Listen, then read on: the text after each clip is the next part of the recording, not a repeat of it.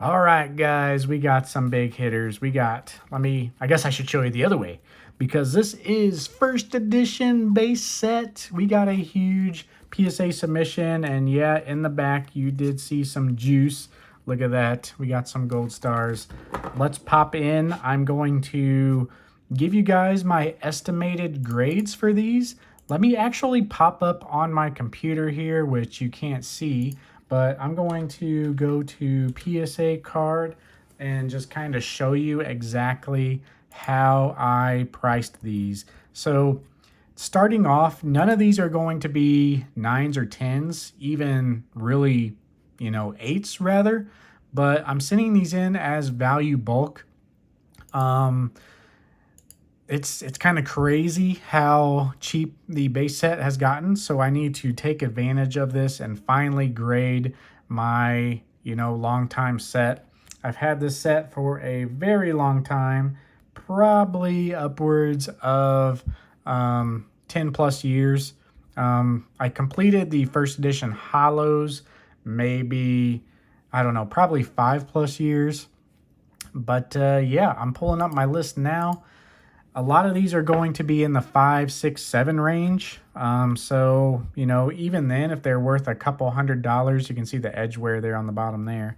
But even if they're worth a couple $100, they're worth sending in. So this is a service level. None of these cards should be above the, $500 max value. This Alakazam, I don't know if you can see that, but it's got some hollow scratching right on the ink of the card itself. So I got this one valued at $400 after grade. I think that puts it at a 6 range. The Hollow Chansey, this has a lot of surface scratching and edge wear on the back again. I got that priced at $250.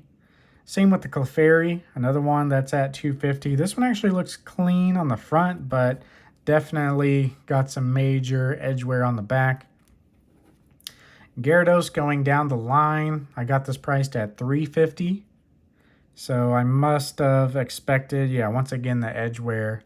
That's going to be the case for most of these. It's just the edge wear is going to knock them down. And then plus, this one even has scratches on the front. So I think I may have put this one at a PSA 5. Best case scenario, if they're feeling, very gracious, maybe a PSA 6 on that. Hitmonchan, this is one of the cheaper ones. Got that valued at like $300. Edgeware again. Machamp, this guy, I think I only valued him at $100. It's actually a pretty good condition one, but these are so common, it's incredibly cheap. Magneton, we have a Magneton first edition. I think I got it valued at $375. Pretty much all the values are about the same. Obviously they're under $500 mark, but for the ones that are really close, I'll try to mention those. One of those is in fact the Mewtwo. I do have this marked at $475. This does have a lot of edge wear once again. A lot of the cards, if they were right at the $500 mark, I put like $475 or $490 or something like that.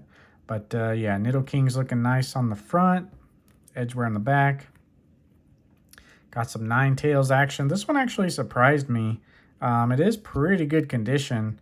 Little less edgeware than the others, and I put that down. Where's it at on my list? I put that down, estimated value of $325. Poliwrath, of course, not the card you want to be pulling if you buy a heavy first edition pack. We got Raichu Holo. Nice looking Raichu Holo there. Does have some markings on the front. Then we got the big boy. We got Venusaur. Now this is one, I did price this at $490.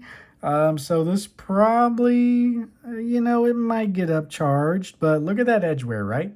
That could be anywhere from a 5 to a 6, and they are relatively cheaper. So yeah, I'm holding out for that. Maybe they'll let that one slide a little bit, but we do have a Zapdos as well at $240 evaluation. Got that edge wear up top once again. Then I basically went through my non-holo set, right? And I pulled out some of the big heavy hitters. And these are pretty much in the PSA 8-9 range. So just a very light nick there. So if I have a non-holo, they are going to be higher grade. Pretty much in my whole set, this is on the, not on the card, but on the outside there. Pretty much I'll put a little X on them if they are not gradable or not worth my time grading. And these all did not have my little, mark. And of course they're all starters, so if they get 8s or 9s, they will do pretty well. So yeah, these look a little cleaner than most of the other cards. There's a first edition Shadowless Pikachu, looks really clean, just has a couple nicks down there. Then we have the Squirtle. So very cool card. This one is looking really good. So yep, pretty cool cards there.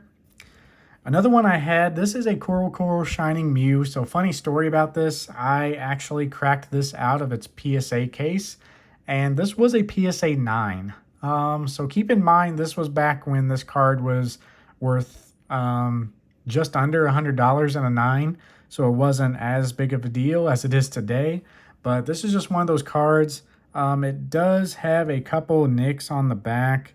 I can't even remember exactly where, but this was a 9. The centering is off ever so slightly. Maybe it's like that I'm thinking of. But I don't know. Maybe this has a slim chance at a 10. That would be insane. And yeah, we'd make off pretty good there. So I'm anxious to see if this will grade a 9 for a second time in a row. Now we're getting into some gold stars. Of course, we have the cheap gold stars.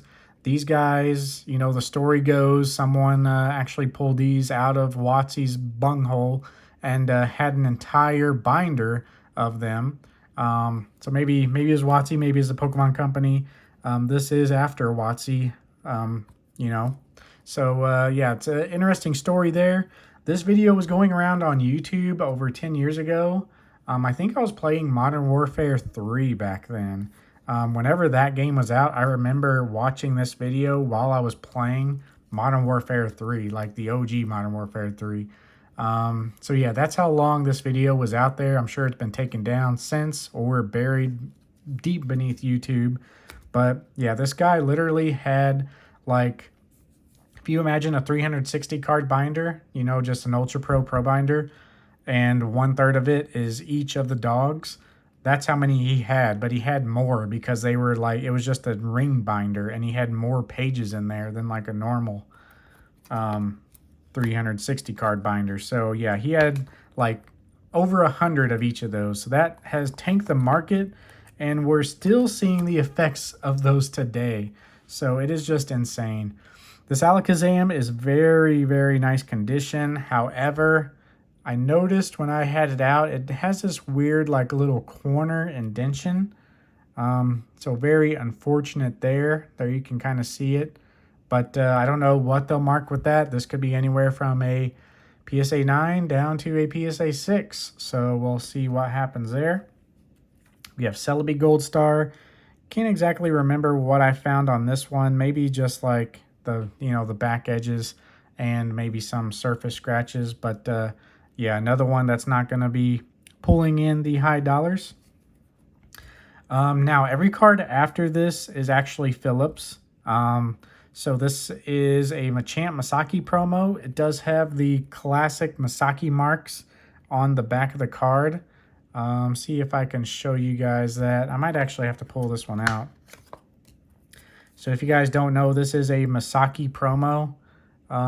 It's not as bad as some others I've seen, but definitely the damage is there. So it should be in that top right and bottom left. So bottom left actually looks good. It really is just that top right. So you can see right there, there's usually like a moon shape or a little round. Like if they took like a little circle and a bottom 1/4 of the circle was in the corner.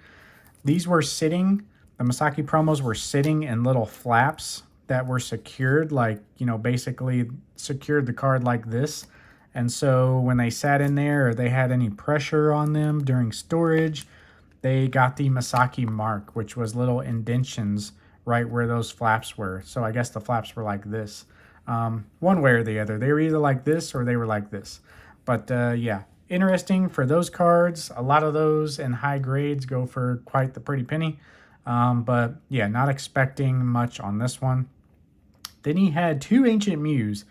One of them is PSA 9 worthy. He just kind of threw it in. He's like, well, I might as well grade it. We did notice some very light print lines, so this probably will not get the Gem Mint 10. But what about this guy? So this guy, I'm pretty sure he's going for the 1 here. This is a sentimental 1. So yeah, you know, honestly, I think it's going to be pretty hard to get 1s. But yeah, we're not damaging any cards just to get the 1s.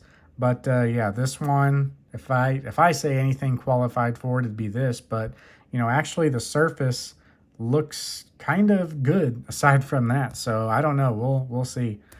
Then last but not least, what is this guy doing in here? This ain't Pokemon. But we are from the St. Louis area. He wanted to get Jordan Walker. This is a Bowman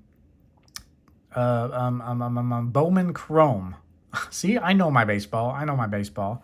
It's a Bowman Chrome prospect card. This was Jordan Walker's rookie, or one of them. There are many. There's many, you know.